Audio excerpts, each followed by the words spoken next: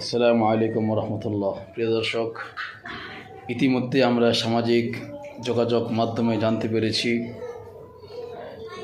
31শে December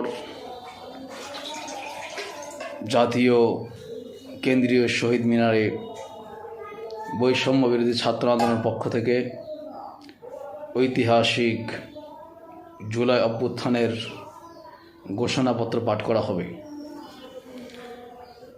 তো আমরা আশা করি ইনশাল্লাহ এই ঐতিহাসিক 24শে জুলাই অভ্যুত্থানের ঘোষণাপত্রে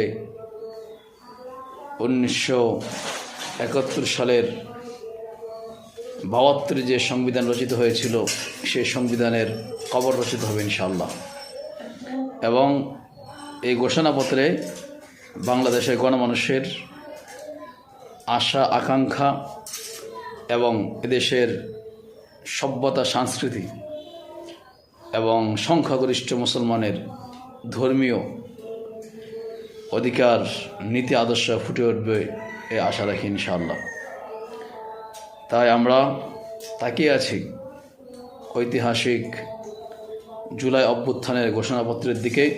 31শে ডিসেম্বর কি হতে যাচ্ছে সকলেই চোখ রাখুন 31শে ডিসেম্বর জাতীয় শহীদ মিনার।